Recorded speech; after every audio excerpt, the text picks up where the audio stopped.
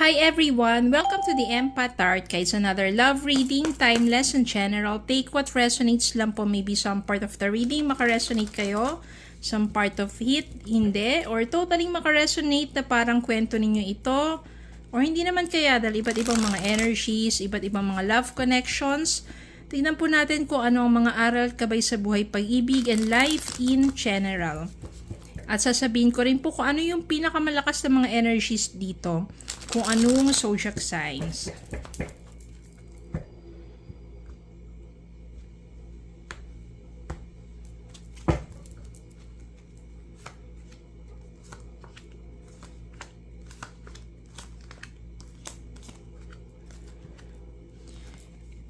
Six of Swords. The Magician. King of Swords. Nine of Swords. Two of Pentacles. And Ten of Swords. So, meron ditong Six of Swords, King of Swords, Nine of Swords, Ten of Swords. Pinakamalakas dito ang mga air sign. Gemini, Libra, Aquarius. So, maaring para sa inyo tong reading na to. Meron kasi ditong Six of Swords. So, ibig sabihin yan, ito yung transition. No, kung ikaw ay nanggaling sa isang relationship na toxic or masasabi natin hindi naging maganda, hindi naging harmonious. So, from that relationship, magkakaroon ng transition into a relationship which is, sabihin natin, mas maayos, mas maganda ang takbo. No, transition yan. Tapos, ito yung Magician, ibig sabihin, you are still manifesting for that person. Yung person na totoo, yung tunay, yung tapat. Iba kasi siguro, yung nakaraang mong relasyon ay hindi nga naging tapat sa'yo. So, nandito si Magician, ibig sabihin, you're still praying, hoping, manifesting for that person to come into your life. At mangyayari nga yun kasi si King of Swords, siya yung someone na honest, true. Diba yung, andyan yung truth. So, ibig sabihin, pawang katotohanan. Totoo siya sa'yo, tunay siya sa'yo, hindi siya mapagpanggap, hindi siya yung, diba yung sa salita lang, kundi totoo ang kanyang pinapakita. So, maaring itong taong to ang darating sa buhay mo, which is yun talaga yung manifest mo, someone who is true. No, ito ring person na to is matalino tong tao na to na kapag palagi mo siyang nakakausap, marami ka natututunan sa kanya at nararamdaman mo talaga na totoo ang kanyang mga sinasabi, no, pawang katotohanan at klaro, di ba, parang clear ang kanyang mindset. Hindi siya paligoy-ligoy pa. Nagkaroon ka ng anxiety ito. Kasi nga, siguro na trauma ka doon sa nakaraang mong relationship. Yung parang binigay mo na lahat-lahat, tapos sa bandang huli, iniwan ka, niloko ka, kaya minsan nananaginip ka pa rin, nandun pa rin yung takot. Kaya itong taong tong minamanifest mo at maaring makilala mo, no, sa umpisa magdududa ka kasi nandun pa rin yung fear, nandun pa rin yung doubt. Nandito kailangan mo lang balansehin. No, kailangan pagdating sa love, you have to balance your mind and your heart or your emotions. Kasi sometimes, kaya nasasaktan ng husto ng mga tao kasi kahit nakikita na nila nagbubulag-bulagan sila, ang umiiral lang ay ang damdamin. Pero ito, makakapag-decide ka na rin na putuli na talaga yung relationship mo, yung connection mo do sa isang taong nanakit sa'yo. Paano ba yun? Tapos na nga diba? So, kahit na sabihin natin, iniwan ka na ng taong yun, sinaktan ka, iniwan ka, pinagpalit ka, diba? Para sa kanya, tapos na Tapos na kayo pero sa'yo, dahil palagi mo pa rin siyang iniisip, ibig sabihin, hindi pa rin tuloy napuputol yung energy mo because you keep thinking of that person. So, you have to end that. Kahit masakit, kailangan mo na siyang kalimutan. Kahit masakit, diba? Kailangan mo nang mag-move forward. Kailangan end na. tapusin mo na. Paano naman yun? Hindi mo, syempre, di ba? Hindi mo maalis sa sarili mo na isipin siya eh. Especially kapag nag-iisa ka, doon talaga mas naging emotional ka kasi naiisip mo yung taong yun. So, keep yourself busy. Keep yourself busy enough not to think of that person. Ibig sabihin, magpaka-busy ka sa trabaho mo or gumawa ka ng mga bagay na kung saan dun mafo-focus yung attention mo. So that you start the process of moving forward, of healing. And also, accept. Kailangan mo nang tanggapin. O para makapag-move on ka na, you have to accept that hindi naging maayos ang takbo ng relasyon ninyo at tuluyan ng naputol yon. Okay? At kapag clear na sa'yo at na-accept mo na yan at nag-start na yung process of healing, you will transition into a calmer relationship, which is, ito nga minamanifest mo, ito yung taong darating sa'yo. Kailangan balansehin lang ang puso at isipan, wag puro damdamin, kaya nga mas mataas ang ating utak, 'di ba? Minsan we have to also use our mind pagdating sa relationship. 5 of Cups, 2 of Swords, and 6 of Wands. 5 of Cups, nandito yung pagsisisi mo.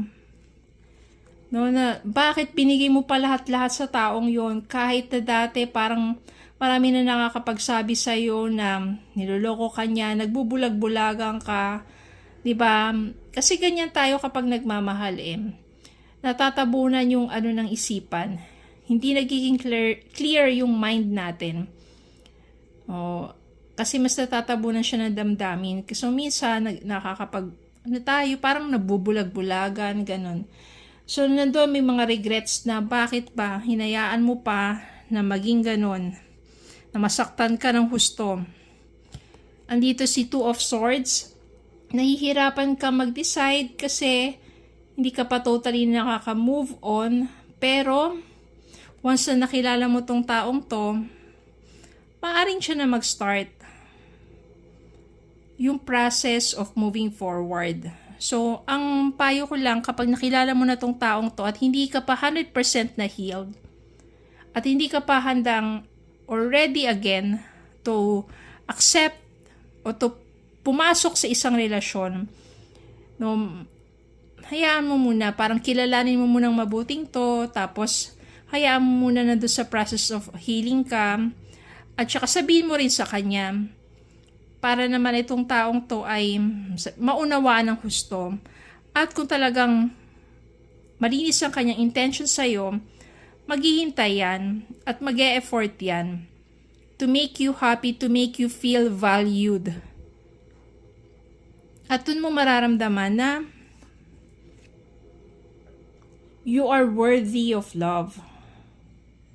Kapag itong taong to naging patient, kapag itong taong to pinapakita at pinaparamdam sa'yo na yung halaga mo, dito na papasok itong 6 of Wands. Ibig sabihin yan, you are valued. Pinahahalagaan ka ng taong to.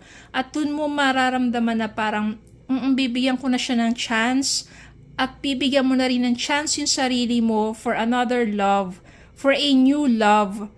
Kasi tama na, na i-waste yung time and energy mo kakaisip sa taong umiwan sa'yo. Well, meron namang isang taong ditong ready i-accept at pumasok sa buhay mo na magpapahalaga sa'yo at magmamahal sa'yo ng may buong katapatan. So, maybe it's time for you to give yourself a chance for a new love. Especially kung nararamdaman mo naman na malinis at pure ang kanyang intention. Give yourself a chance to be loved, to love, and to be happy again.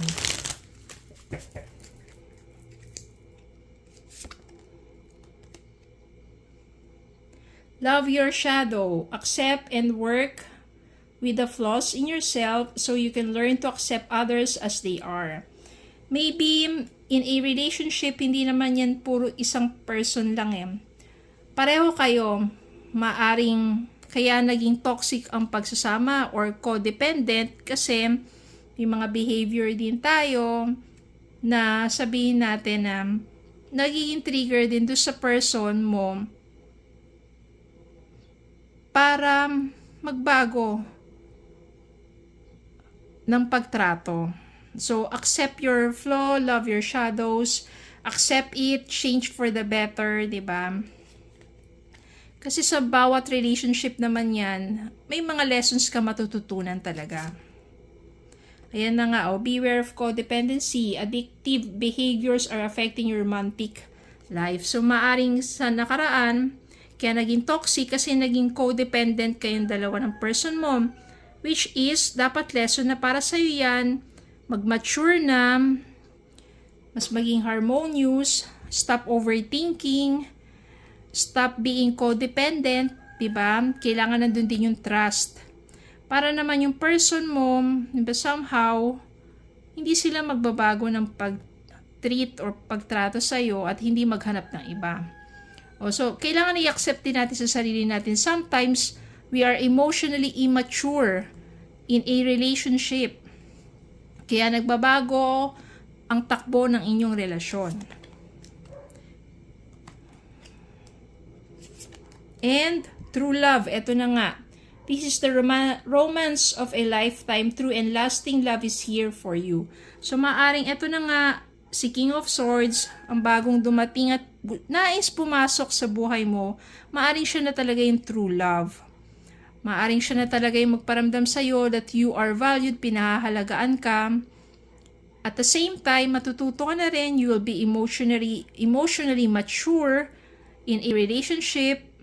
You learn how to trust. You learn how na hindi na codependent, diba? At mas magiging clear, mas magiging smooth, mas magiging, hindi naman, palagi naman talaga may challenges pagdating sa relationship. Pero at least, mas harmonious na this time. Dito kay King of Swords. Kasi, mararamdaman mo totoo siya, tunay siya, tapat siya sa'yo. Pinahalagaan ka niya. At mas ikaw rin, di ba, matututo ka rin sa mga nakaraang relasyon. Magbabago rin, di ba, yung maturity. At mas magkakaroon ng mas magandang connections and relationship dito sa new person. So, ganun lang naman talaga yung minsan. Syempre, nagmamahal, nasasaktan. Kasi maaring sa relationship na yun, pareho pa kayong immature, codependent, naging toxic, hanggang sa lumala ng lumala, nagkaiwalay, nagmukmok. But the end of the day, kailangan matuto, mag-mature, no? Minamanifest mo yung new person, darating yung new person na yan, at least, ready ka na. Ready ka na ulit sa a new relationship na kung saan, yung minamanifest mong harmonious relationship, ayun na. Kasi somehow, natuto ka na rin sa nakaraan. Okay, so yun lang po. Maraming salamat po for watching. Please don't forget to like, share, comment, subscribe, follow me on Facebook and YouTube. Have a good day po and God bless.